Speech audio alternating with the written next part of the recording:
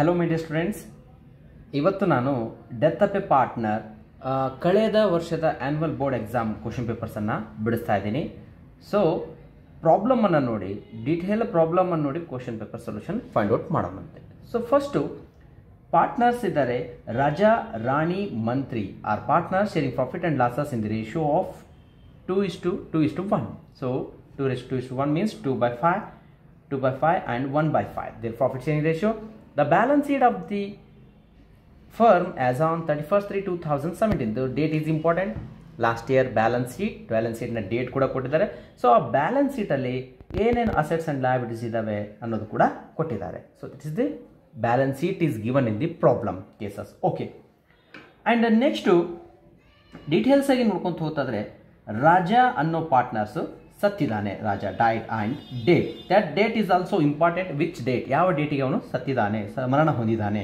So date of last balance sheet to the till the date of death, ಎಷ್ಟು month ಅವನು partnership ಫರ್ಮಲ್ಲಿ ಇದ್ದ, ಪಾರ್ಟ್ನರ್ಶಿಪ್ಗೋಸ್ಕರ ವರ್ಕ್ ಮಾಡಿದ್ದಾನೆ, ಆ್ಯಂಡ್ ಎಲ್ಲಿ ಮಂತ್ ಕನ್ಸಿಡರ್ ಮಾಡಬೇಕು ಅನ್ನೋದ್ರಲ್ಲಿ ಅಲ್ಲೇ ಅವಾಗ ಈ ಮಂತ್ ಇಂಪಾರ್ಟೆಂಟ್ ಆಗುತ್ತೆ. ಹಾಗಿದ್ರೆ ಮಂತ್ ಎಷ್ಟು ಮಂತ್ ಇದ್ದಾನೆ ಅವನು, ಹೇಗೆ ಕ್ಯಾಲ್ಕುಲೇಷನ್ ಮಾಡಬೇಕು, that is very very important. ಒಂದು ಮಂತ್ ವೇರಿಯೇಷನ್ ಆದರೂ ಕೂಡ whole problem will be wrong. ಹಾಗಿದ್ರೆ ಮಂತನ್ನು ಹೇಗೆ ಕನ್ಸಿಡರ್ ಮಾಡೋಣ? At the end of the last finance year ಇದೆ, and the next finance year beginning will be April. So April month, ಏಪ್ರಿಲಿಂದ ಹಿಡಿದು ಡಿಸೆಂಬರ್ 31st ವರೆಗೆ ಅವನು ವರ್ಕ್ ಮಾಡಿದ್ದಾನೆ. 31st ಡಿಸೆಂಬರ್ ಅವನು ಸತ್ತಿದ್ದಾನೆ ಅಂತಂದರೆ ಎಷ್ಟು ಮಂತ್ ಆಗುತ್ತೆ? April, May, June, July, August, September, October, November, December. December month ಕೂಡ ಕೌಂಟ್ ಮಾಡಿ. ಯಾಕೆ ಹೇಳಿ? 31st at the end of the month ಅವನು ಸತ್ತಿರೋದ್ರಿಂದ ಆ ಮಂತ್ ಅನ್ನು ಕೌಂಟ್ ಮಾಡಿ. At the beginning of the December ಆಗಿತ್ತಂದ್ರೆ ಎಷ್ಟು ಮಂತ್ಸ್ ಹಾಕಿತ್ತು? 8 ಮಂತ್ಸ್ ಹಾಕಿತ್ತು. So at the end of the month ಸತ್ತಿರೋದ್ರಿಂದ ಆ ಮಂತ್ ಕೌಂಟ್ ಮಾಡಿರಿ. ಸೊ 9 ಮಂತ್ಸ್ ಅವನು ಪಾರ್ಟ್ನರ್ಶಿಪ್ ಫರ್ಮಲ್ಲಿ ಇದ್ದ. ಸೊ ಪಾರ್ಟ್ನರ್ಶಿಪ್ ಫರ್ಮಲ್ಲಿ ವರ್ಕ್ ಮಾಡಿದ್ದಾನೆ, ಈಗ ಅವನು ಸತ್ತಿದ್ದಾನೆ. ಹಾಗಾದ್ರೆ ಆ ಸತ್ತಂತ ಪಾಲುದಾರಿಗೆ, ಅವನ ಎಕ್ಸಿಕ್ಯೂಟರ್ಸ್ಗೆ ಏನೇನು ಕೊಡಬೇಕು ಅನ್ನೋದು ಕೆಳಗಡೆ ಡೀಟೇಲ್ಡ್ ಆಗಿ ಹೇಳಿದಾನೆ. his capital as on the date of his death, ಅವನು ಸತ್ತಿದ್ದಾನೆ, ಆ ವ್ಯಕ್ತಿಯ ಕ್ಯಾಪಿಟಲ್ ಬ್ಯಾಲೆನ್ಸ್ ಅನ್ನು ಕೊಡಿ ಅಂತ ಹೇಳಿದ್ದಾರೆ. his share of profit till the date of his death, so ಅವ್ನು ಪ್ರಾಫಿಟ್ ಎಷ್ಟು ಬರುತ್ತೆ, ಎಸ್ಟಿಮೇಟೆಡ್ ಪ್ರಾಫಿಟ್ ಇದೆ, ಅದ್ರ ಮೇಲೆ ಕ್ಯಾಲ್ಕುಲೇಷನ್ ಮಾಡಿ ಕೊಡಿ ಅಂತ ಹೇಳಿದರೆ. ಇಂಟ್ರೆಸ್ಟ್ ಆನ್ ಕ್ಯಾಪಿಟಲ್ ಕೊಡಿ ಅಂತ ಹೇಳಿದ್ದಾರೆ. ಆ್ಯಂಡ್ ಡ್ರಾಯಿಂಗ್ಸ್ ಕೂಡ ಮಾಡಿದ್ದಾನೆ ಸತ್ತಂತ ವ್ಯಕ್ತಿ ಯಾರು? ರಾಜ. ಅವನ ಡ್ರಾಯಿಂಗ್ಸ್ ಕೂಡ ಇದೆ, ಸ್ಯಾಲ್ರಿ ಕೂಡ ಅವನು ಪಾರ್ಟ್ನರ್ಶಿಪ್ ಡೀಡಲ್ಲಿ ಕೊಟ್ಟಿದ್ದಾರೆ, ಅದನ್ನು ಕೂಡ ಕೊಡ್ರಿ. ಯಾರಿಗೆ ಕೊಡಬೇಕು, ಏನು ಪ್ರಿಪೇರ್ ಮಾಡಕ್ಕೆ ಹೇಳ್ತಾನೆ ಎಕ್ಸಾಮಲ್ಲಿ, that is important. Sometimes executive account prepare ಮಾಡಕ್ಕೆ ಹೇಳ್ತಾನೆ, sometimes partners capital account prepare ಮಾಡಕ್ಕೆ ಹೇಳ್ತಾನೆ, ರೈಟ್. ಹಾಗಿದ್ರೆ ರಾಜ ಕ್ಯಾಪಿಟಲ್ ಅಕೌಂಟ್ ಪ್ರಿಪೇರ್ ಮಾಡಕ್ಕೆ ಹೇಳಿದರೆ, ರಾಜ ಕ್ಯಾಪಿಟಲ್ ಅಕೌಂಟ್ ಪ್ರಿಪೇರ್ ಮಾಡೋನು. ಹಾಗಿದ್ರೆ ಫಸ್ಟು ಕ್ಯಾಪಿಟಲ್ ಅಕೌಂಟ್ ಪ್ರಿಪೇರ್ ಮಾಡ್ತಾ ಇದೀವಿ ಅಂದರೆ ಅವನ ಲಾಸ್ಟ್ ಇಯರ್ ಬ್ಯಾಲೆನ್ಸ್ ಶೀಟಲ್ಲಿ ಇರ್ತಕ್ಕಂಥ ಬ್ಯಾಲೆನ್ಸ್, ಕ್ಯಾಪಿಟಲ್ ಬ್ಯಾಲೆನ್ಸನ್ನು ಫಸ್ಟು ಬ್ರಾಡ್ ಡೌನ್ ಮಾಡ್ಕೊಂಡ್ಬಿಡೋಣ. ಸೊ ಹಾಗಿದ್ರೆ 3 ಜನ ಇದ್ದಾರೆ. ಇದರಲ್ಲಿ ಸತ್ತಂತ ವ್ಯಕ್ತಿ ಯಾರು? ರಾಜ. ರಾಜನ ಲಾಸ್ಟ್ ಇಯರ್ ಬ್ಯಾಲೆನ್ಸ್ ಶೀಟಲ್ಲಿ ಕ್ಯಾಪಿಟಲ್ ಎಷ್ಟಿದೆ? 1 ಲಕ್ಷ. ಸೊ 1 ಲಕ್ಷನ ಫಸ್ಟು ಅವನ ಕ್ಯಾಪಿಟಲ್ ಅಕೌಂಟಿಗೆ ಬ್ರಾಡ್ ಡೌನ್ ಮಾಡ್ಕೊಳ್ಳೋನು, opening capital balance. And next ಏನೇನು ಹೇಳಿದಾನೆ? ಸೊ ಈ ಕ್ಯಾಪಿಟಲ್ ತೊಗೊಂಡ್ವಿ. His share of profit till the date of his death, ಅವನಿಗೆ ಶೇರ್ ಆಫ್ ಪ್ರಾಫಿಟನ್ನು ಕೊಡ್ರಿ. ಅವನ ಪ್ರಾಫಿಟ್ ಶೇರಿಂಗ್ ರೇಷಿಯೋ ಪ್ರಕಾರ ಟಿಲ್ ದಿ ಡೇಟ್ ಆಫ್ ಡೆತ್ವರೆಗೂ ಇದ್ದ ಅವನು. ಸೊ ಹಾಗಾದರೆ ಇದನ್ನು ಕ್ಯಾಲ್ಕುಲೇಷನ್ ಮಾಡಬೇಕು. ಯಾವ ಬೇಸಿಸ್ ಮೇಲೆ? Some time previous year profit ಅಂತ ಹೇಳ್ತಾನೆ, but in this cases estimated profit for the current year. So ಬಹುಶಃ ಈ ವರ್ಷ ನಾವು ಒಂದು 80,000 ಪ್ರಾಫಿಟನ್ನು ಗಳಿಸ್ತೀವಿ, ಇದ್ರ ಮೇಲೆ ಅವನಿಗೆ ಪ್ರಾಫಿಟನ್ನು ಕೊಡ್ರಿ ಅಂತ ಹೇಳಿದ್ದಾರೆ. So this is not is completely share of deceased partners share of profit. So ಇದು estimated profit for the current year. So ಪಾರ್ಟ್ನರ್ಸಲ್ಲಿ ಎಷ್ಟೇ ಜನ ಇರಲಿ, ಎಲ್ಲರಿಗೂ ಅವ್ರದ್ದು ಪ್ರಾಫಿಟ್ ಶೇರಿಂಗ್ ರೇಷಿಯೋ ಪ್ರಕಾರ ಈ ಪ್ರಾಫಿಟಲ್ಲಿ ಹಕ್ಕು ಹೊಂದಿರ್ತಾರೆ. ನಾಟ್ ದೊಡ್ಡ ಕಂಪ್ಲೀಟ್ಲಿ ಅಮೌಂಟು ಸತ್ತಂತ ವ್ಯಕ್ತಿಯ ಪ್ರಾಫಿಟ್ ಅಲ್ಲ, ಅವನ ಶೇರ್ ಆಫ್ ಪ್ರಾಫಿಟನ್ನು ಕೊಡ್ರಿ. ಬಟ್ ಕರೆಂಟ್ ಇಯರ್ ಅವರೊಂದು ಅಂದಾಜು ಮಾಡಿದ್ದಾರೆ, ಎಸ್ಟಿಮೇಟೆಡ್ ಪ್ರಾಫಿಟ್ 80,000 ಆಗ್ಬೋದು ಅಂತ ಹೇಳಿ. ಹಾಗಿದ್ರೆ ಪ್ರಾಫಿಟ್ ಅವನಿಗೆ ಎಷ್ಟು ಬರುತ್ತೆ ಕ್ಯಾಲ್ಕುಲೇಟ್ ಮಾಡೋಣ. By profit and loss suspense ಅಕೌಂಟಲ್ಲಿ ಇಡ್ತೀವಿ. ಸದ್ಯದಕ್ಕೆ ಅದನ್ನೇ profit and loss suspense account ಅಂತ ಬರ್ತೀವಿ. Yes, current year estimated profit 80,000 ಹೇಳಿದ್ದಾರೆ, 80,000.